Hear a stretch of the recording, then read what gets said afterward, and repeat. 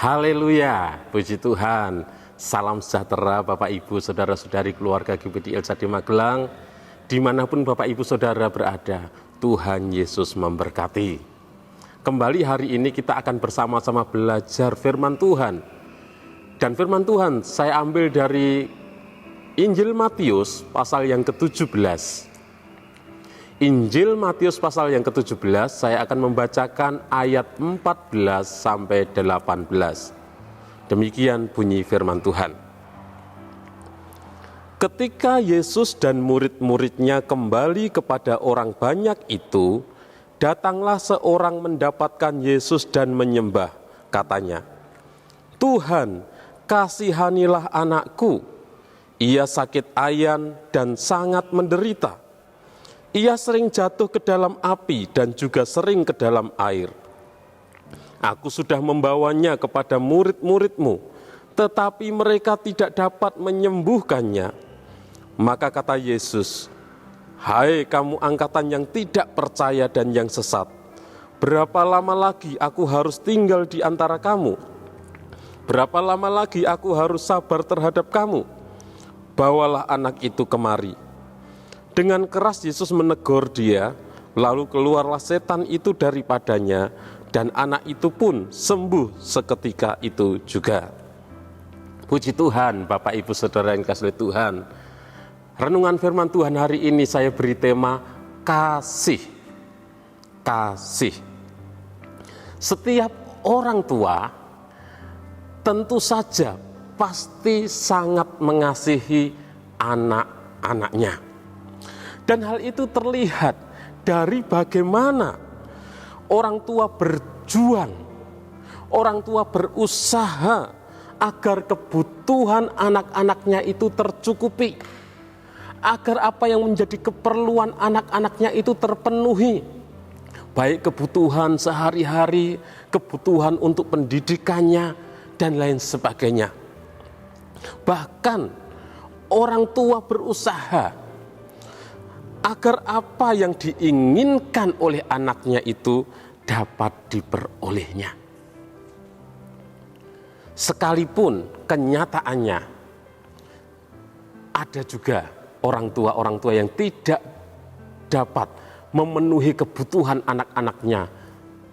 Tetapi semua orang tua pasti sangat mengasihi anak-anaknya.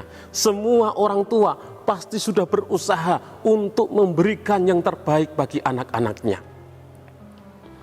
Di dalam Injil Matius pasal yang ke-17 ayat 14 sampai yang ke-18, ayat-ayat yang sudah kita baca menceritakan tentang seorang laki-laki, seorang ayah yang mendapatkan Yesus dan bersujud menyembah Yesus, memohon belas kasihan kepada Tuhan Yesus agar Tuhan Yesus menyembuhkan anaknya yang sakit ayan dan sangat menderita. Laki-laki tersebut juga menyatakan telah membawa anaknya yang sakit itu kepada murid-murid dari Tuhan Yesus. Tetapi murid-murid Tuhan Yesus tidak mampu menyembuhkannya. Murid-murid dari Tuhan Yesus tidak dapat menyembuhkan anak itu. Sehingga ayah tersebut mencari Tuhan Yesus dan memohon kepada Tuhan Yesus supaya Tuhan Yesus menyembuhkan anaknya. Bapak Ibu Saudara yang kasih oleh Tuhan, setelah Tuhan Yesus menegur murid-muridnya karena tidak dapat menyembuhkan anak dari ayah tersebut, karena murid-murid dari Tuhan Yesus kurang percaya, maka Tuhan Yesus menyembuhkan anak itu Dikatakan Tuhan Yesus menegur dia dan menyembuhkannya. Setan yang ada di dalam anak itu keluar, dan anak itu saat itu juga menjadi sembuh.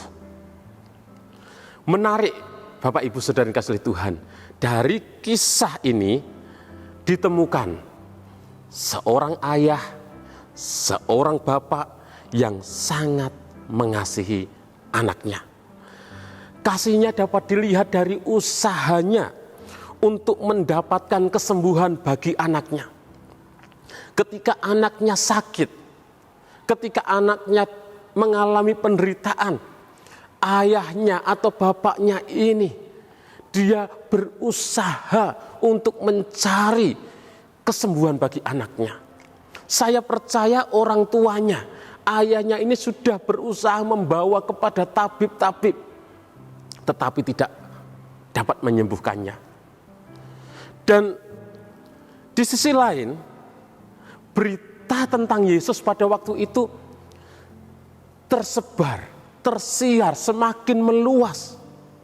Dikarenakan pengajaran-pengajaran yang diajarkan oleh Tuhan Yesus dan juga mujizat-mujizat yang dilakukan oleh Tuhan Yesus. Ketika Tuhan Yesus mengajar, penuh dengan kuasa, disertai dengan kuasa. Ada banyak mujizat yang dilakukan oleh Tuhan Yesus. Orang-orang sakit disembuhkan, orang buta disembuhkan jadi dapat melihat, orang tuli disembuhkan jadi dapat mendengar, orang bisu disembuhkan jadi dapat berkata-kata. Tuhan Yesus memberi makan ribuan orang hanya dengan 5 roti dan 2 ikan. Tuhan Yesus membangkitkan orang mati, dan berita-berita tentang Yesus itu tersebar. Dan ayah dari anak tersebut pasti mendengar berita tentang Yesus, dan dia mencari informasi tentang Yesus, tentang keberadaan Yesus di mana. Ketika ayah tersebut berusaha mencari Yesus, kalau kita membaca, orang tua tersebut, ayah dari anak itu berjumpa dengan murid-muridnya. Karena Tuhan Yesus sedang berdoa naik ke sebuah gunung, ke sebuah bukit bersama dengan Petrus, Yohanes, dan Yakobus. Jadi orang tua itu, ayah dari anak tersebut berjumpa dengan murid-murid yang lain. Tetapi murid-muridnya tidak dapat menyembuhkannya. Tetapi bukti dari orang tua itu sangat mengasihi anaknya. Dia berusaha untuk mencari kesembuhan bagi anaknya. Bapak Ibu Saudara yang kasih oleh Tuhan, tentu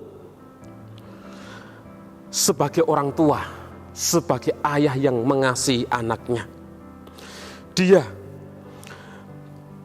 berusaha sedemikian rupa. Dia melakukan berbagai hal bagaimana supaya anaknya dapat sembuh.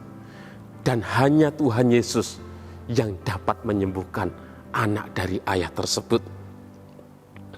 Ayah tersebut mengasihi anaknya. Ayah tersebut juga pastinya turut merasakan apa yang dialami oleh anaknya, penderitaan yang dialami oleh anaknya yang sakit ayan. Kadang-kadang jatuh ke dalam api, sering jatuh ke dalam air. Sehingga orang tua itu tentunya karena kasihnya kepada anaknya, dia berusaha sebaik mungkin sampai berjumpa dengan Tuhan Yesus, dan Tuhan Yesus menyembuhkannya. Melalui kisah ini, Bapak Ibu Saudara yang kasih oleh Tuhan, ada pelajaran yang dapat kita ambil, yaitu kasih itu harus terlihat dari yang kita lakukan. Artinya kasih itu bukan hanya sekedar kata-kata, tetapi kasih itu harus dibuktikan melalui tindakan kita, melalui perbuatan kita, melalui usaha kita. Sama seperti ayah dari anak yang sakit ayan tersebut, karena dia mengasihi anaknya, sangat mengasihi anaknya, sehingga dia buktikan melalui tindakannya. Ayah tersebut tidak hanya berkata kepada anaknya yang sakit dan menderita, "Anakku, aku sangat mengasihi engkau. Kamu yang sabar ya, sedang mengalami penderitaan." Tidak berdiam saja, tidak hanya berkata-kata aku mengasihi engkau, tetapi ayah tersebut berusaha pergi mencari Yesus supaya anaknya mendapatkan kesembuhan. Ada usaha, ada tindakan yang dilakukan oleh ayah tersebut sebagai bukti dia mengasihi anaknya.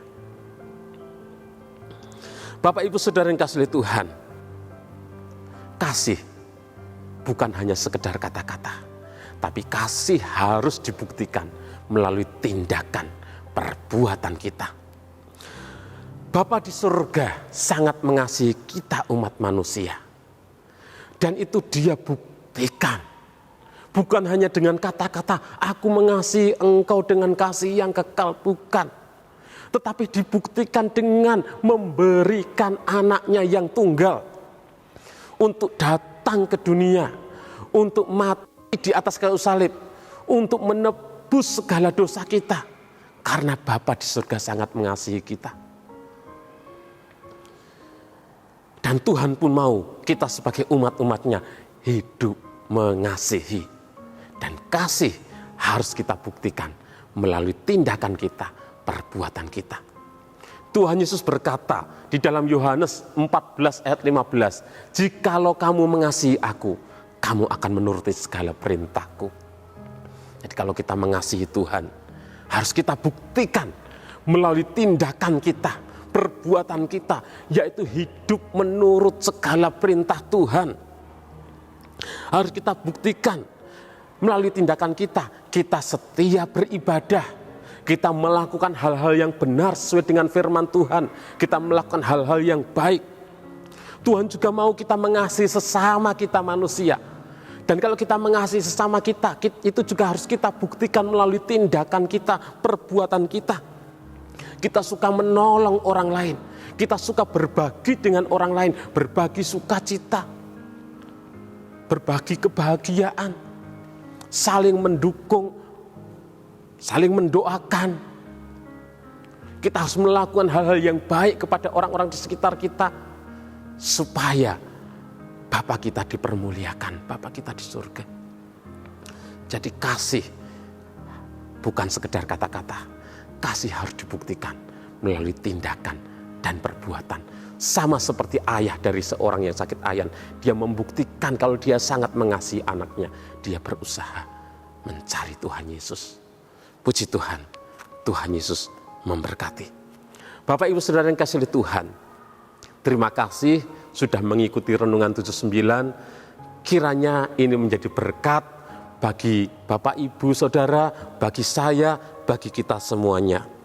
Bagi Bapak Ibu Saudara yang ingin didoakan dengan pokok doa tertentu, atau bagi Bapak Ibu Saudara yang ingin menceritakan kesaksian tentang kesembuhan atau kesaksian tentang pemulihan, masalah keluarga dan lain sebagainya, dapat menyalurkan melalui chat WhatsApp di nomor 0813 2742 0088. Mari kita berdoa. Terima kasih Tuhan buat setiap kasih-Mu, kemurahan-Mu, kebaikan-Mu bagi kami, sehingga kami boleh ada sebagaimana kami ada. Engkau mengasihi kami dan Engkau buktikan Tuhan dengan pengorbanan-Mu di atas kayu salib.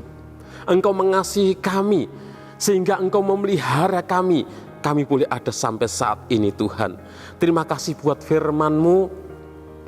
Biarlah firman-Mu boleh tertanam di hati kami dan mampukan kami untuk menjadi pelaku-pelaku firman-Mu. Biarlah kami juga mengasihi Engkau dan itu kami buktikan melalui tindakan kami. Kami setia beribadah kepada Engkau. Kami setia berdoa. Kami setia memuji menyembah Engkau Tuhan. Kami setia melakukan kebenaran firman-Mu. Dan juga kami mau mengasihi sesama kami manusia Tuhan. Mampukan kami untuk hidup kami menjadi berkat bagi orang-orang di sekitar kami. Hidup kami menjadi teladan yang baik bagi orang-orang di sekitar kami, Tuhan. Terima kasih Tuhan, memberkati seluruh umat-umat-Mu dimanapun mereka berada.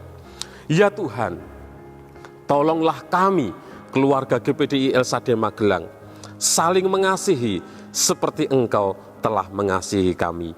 Di dalam nama Tuhan Yesus Kristus kami berdoa bersyukur. Haleluya. Amin.